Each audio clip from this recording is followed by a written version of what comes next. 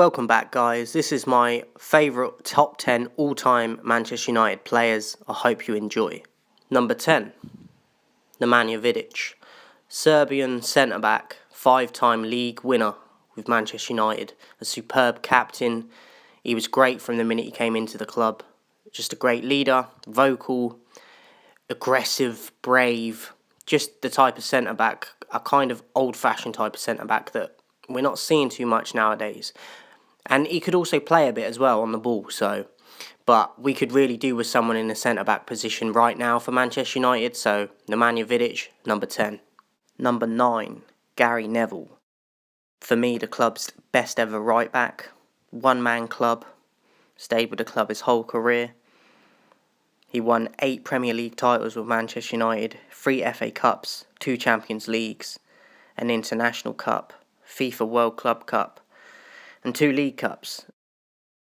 As I said, the honours go on for him as well. Best right-back I've ever seen at the club, and probably the best ever right-back for England, in my opinion. I think Trent is having a good career so far, but he's very early on, and obviously he's for the rivals, Liverpool, but defensively, Neville's on a whole different level compared to Trent, so we'll have to see how he turns out. But Gary Neville, for me, for right now, best ever right-back England's ever had as well. Had a great partnership down the right all those years with Beckham. And I think his crossing was underrated for a right-back as well. I thought he got a few assists from his crosses. So a great captain when he took over the armband as well. As I said, one of the class of 92 members. An absolute legend in Manchester United history and has to be on this list for me. Gary Neville, number 9. Number 8, Wayne Rooney, a 5-time Premiership winner. 1-time Champions League winner, 1-time FA Cup winner. And in terms of someone crashing onto the scene at such a young age, Rooney's one of the best to ever do it. Obviously, he had that debut goal with Everton against Arsenal, where he lobbed it over Seaman, when Arsenal was still at the height of their peak, really. A phenomenon. Such a young age, had his debut for Manchester United against Fenerbahce in a Champions League in a massive game. And he got a hat-trick, like crazy stuff, and he was by far the best player on the pitch at such a young age. So he had the Euros as well, where he performed. Obviously, he went out in the Euros in 2004 with an injury, but before he got the injury, he's probably the tournament's best player easily. Just the flair he had, the confidence for someone at such a young age.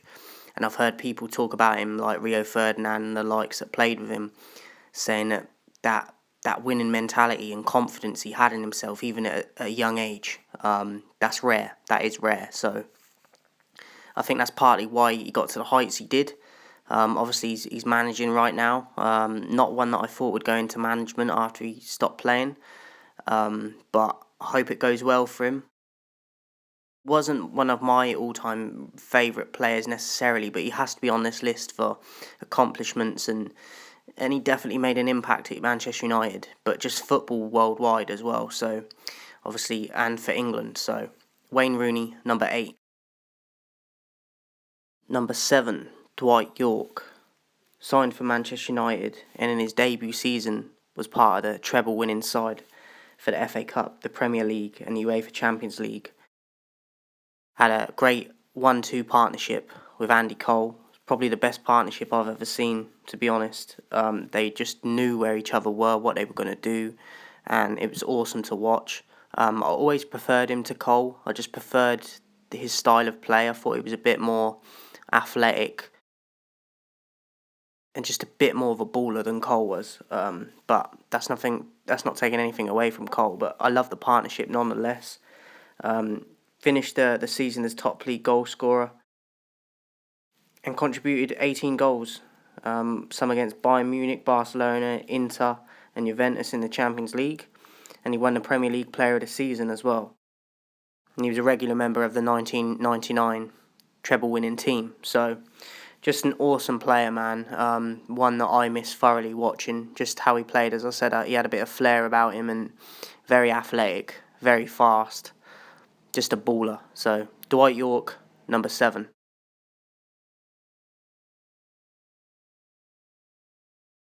Number 6, Ryan Giggs, a 13-time Premier League winner, 2-time Champions League winner, 4-time FA Cup winner, 4-time Carling Cup winner.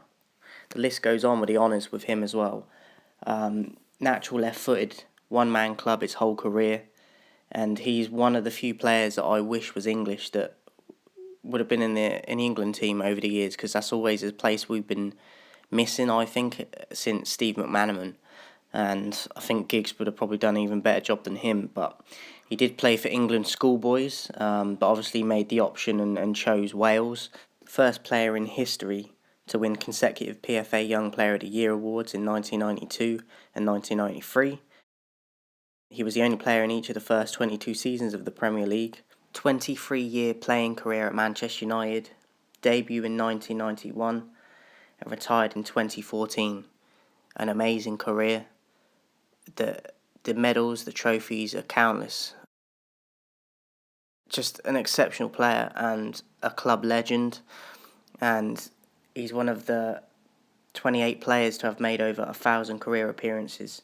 So he's done some special things in the game, and one that is always going to be a legend, especially in the Premier League, in the early years of the Premier League era and when it first come about. So Ryan Giggs has to make this list at number 6. Number 5, Peter Schmeichel, the best goalkeeper the Premier League has ever seen in my opinion, made the goal look very small. Strikers hated going one-on-one with him because of that ability. He also played a lot of handball growing up as a kid, and I think that helped him a lot in closing down angles, like I said. I think that definitely played a huge part in his career and being as good as a goalkeeper as any that I've ever seen. That skill set is different to what a lot of goalkeepers come from in their background, so I think that's got a vital part to play in it. Captain the United 1999 Champions League winning team on that night. Obviously Roy Keane missed out, but captained that side on the night. Remarkable comeback in that game. He won the 1992 European Championships with Denmark. He had 22 clean sheets in the 1992-1993 season, which helped United win the Premier League Championship. It was the first time the club had won the top trophy in 26 years. A one-time European Championship winner, 5-time Premiership winner, a one-time Champions League winner, and a 3-time FA Cup winner, plus several other medals, championships, honours. Number 4, Paul Scholes, 11-time Premiership winner, 2-time Champions League winner, 4-time FA Cup winner, 3-time Carling Cup winner, and the list goes on with his honours. High praise from countless players over their careers. One, Xavi from Spain, said that he was the best midfielder he'd seen to the previous, I think it was 15 to 20 years. High praise from high-quality players. Xavi is a World Cup winner, which Scholes never achieved, but he still got that respect for him and said that he's one of the best midfielders. If that doesn't speak volumes about Paul Scholes, I don't know what does. And he's not the only one to speak highly of Paul Scholes. A great midfielder, a box-to-box type, great engine in him. Wasn't a great tackler, but he could come up with the goals, he could score, he could assist. He had the ability, just sheer talent that you can't teach. England, I think, are missing out this sort of player. We're getting some good players coming through, but Paul Scholes wasn't used properly with England. He was played out on the wing a lot, and he should have been more central. Zinedine Zidane said that he's the most complete midfielder and his hardest ever opponent he's ever come up against. And Thierry Henry said that he's the greatest Premier League player of all time. And a lot of people consider Thierry Henry the greatest ever in the Premiership, and I do myself, even though I'm a Manchester United fan. So it's high praise, as I said, from high-quality players and high-calibre players. He's done a lot in his career, Scholes. Come out of retirement at one point as well. And just a servant of the club. He loved it, and now he's involved in the club still. So, look, a great midfielder, and one that it's going to take a while for us to see another one of his level. If we do, we may not be that lucky again. So Paul Scholes has to make this list, and he makes it in at number 4. Coming in at number 3, Captain Fantastic, Roy Keane. Signed by Brian Clough for Nottingham Forest, then would go on to get signed by Alex Ferguson at Manchester United, and the rest is history. It's a shame what happened with him and Ferguson at the end, but whilst they were together, he was his general on the pitch. And I don't think the Premier League has ever seen a captain like Roy Keane and hasn't since, so he has to be on this list, and he's got major honours and trophies as well. 7-time Premier League winner, 1-time Champions League winner, 4-time FA Cup winner. And he's a captain that United really could be doing with nowadays as well. Look, Harry Maguire is not it for me, but we've struggled to replace Roy Keane ever since he left as captain all them years ago. So Roy Keane, best captain the Premier League's ever seen, and definitely at Manchester United. So Roy Keane has to make this list at number 3. Number 2, David Beckham. 6-time Premier League winner, 1-time Champions League winner, 2-time FA Cup winner. He changed the game on a global scale in terms of just marketing yourself outside of the sport as well. But for me, and for England as well, not just United, but he's one of my favourite players ever to play the game in the world. Like, not just because he was English, but his style, his delivery from set pieces, his passing ability, his free kicks. Just monumental moments in football that you can have, like the free kick against Colombia in France '98. You've got all the drama that went along with that as well, and against Argentina and the Simeone. But you've also got the last minute free kick against Greece to qualify. Just monumental moments in football history that he stepped up and he was clutch, as I like to put it. So massive player in massive moments. And I think we've kind of struggled to, a bit like with Roy Keane, replace him, especially with England in the captaincy role. So David Beckham, I think, easily in top 5 of my all-time world footballers, and he's one that I sorely miss playing. Just the set pieces alone, but his passing ability, and he definitely led by example. Wasn't the most vocal as a captain, but led by performance levels. And he was one of the fittest players I've ever seen as well, just up and down the pitch, and great player, and one I sorely miss. And I think he has to be this low down on the list for me because he's the one that I kind of miss playing the most for United, other than the next guy we'll talk about. But David Beckham, number 2. Number 1, Cristiano Ronaldo. In 2003, Sporting Lisbon played Manchester United, and Ronaldo played. And after the game, the Manchester United players urged Ferguson to get him signed. He was already interested in him, but the players were begging him to sign him basically on the spot after that performance against them. And that's the first time I've ever heard that, of players wanting a player signed that have just played against him. You're loyal to your teammates usually, and they were still loyal, but they wanted that talent in their squad because they knew that he would up their levels and just bring something to the team. And he was at such a young age at that point.